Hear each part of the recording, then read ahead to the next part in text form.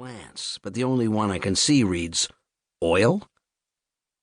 He has transitioned now and says something about Hezbollah's interference in regional stability, and I accidentally snort. He stops suddenly and fixes me in his steely eyes. They're piercing, almost like a bird's, and I wish he would stop looking at me again. To break the tension, I say, "Oh, I've spent some time with Hezbollah." The stare intensifies, and I want him to go back to looking at my drunken questions while patronizingly walking me through the current state of Syria's union, but add, "They kidnapped me and my best friend Josh. Or not really kidnapped, but they did blind us, stick pistols to our temples, drive around for a bit, throw us in a blood-smeared dungeon, interrogate us, and then feed us a delicious dinner." He cocks his head slightly, and now I'm stuck. So I just start rolling out the story.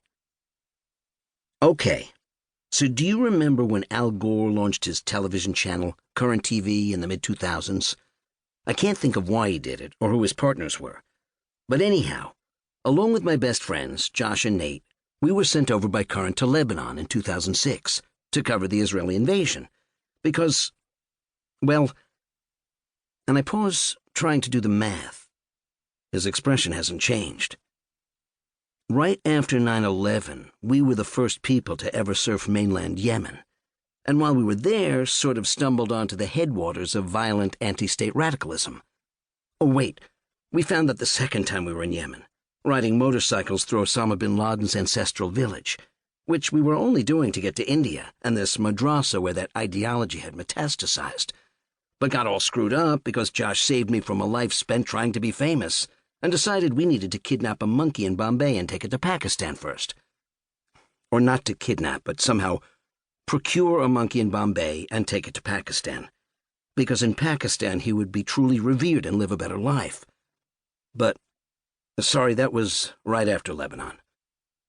My mouth kept moving and the words kept coming out, even though they all sound patently ridiculous, even to me, even though I lived them. Like, what the hell was Al Gore thinking when he launched a premium cable network channel in the mid-2000s? Especially one built off user-generated content. Hadn't he foreseen the internet and/or invented it? In any case, a producer at Current had read some of our adventure stories, reached out and asked us if we'd consider doing a bit for them, possibly a series or host a segment. Pods is what they called them, and they were basically YouTube videos for cable television before YouTube videos existed. Tensions between Hezbollah and Israel had just started to flare, with Hezbollah snagging 2 Israeli soldiers and Israel threatening full-scale invasion. We told him that the only thing we were interested in was the impending war. They agreed at once, and Josh and I were thrilled because we had signed a development deal at Fremantle Media the year before, as they had also wanted to make a show about our adventures, partying with terrorists, etc. But things had taken a very ugly turn and devolved into a show about us going to Timbuktu in order to discover new musical acts. We gave them an ultimatum.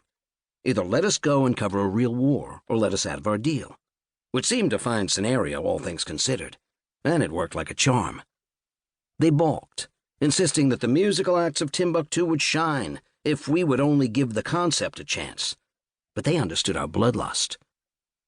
We recruited our other best friend, Nate, who had just finished his master's degree at American University of Beirut in political studies, and found ourselves on an airplane to Amman, Jordan, just 2 weeks later, right after Israeli bombs had rendered Beirut International useless. So we found a cab driver in Amman who agreed to drive us into Syria. I continued to tell the general. Then we headed over the border to Beirut, even though the border had been totally bombed out. But the driver started to get cold feet as we got farther and farther away from Amman, because he said our giant, shiny Mylar surfboard coffin strapped to the cab's roof would look like missiles or something nasty to the Israeli jets that were running around the clock sorties. Now General David Petraeus is really staring at me. Going all the way back to Yemen, Bombay, and Amman to get to the damned Hezbollah kidnapping story was misguided in retrospect. But as I was thinking about it again, why had we brought surfboards with us in the first place? I mean, obviously to surf. But the war happened in the summer, and the Mediterranean that laps Lebanon's coastline is as flat as a pancake from late spring to late autumn.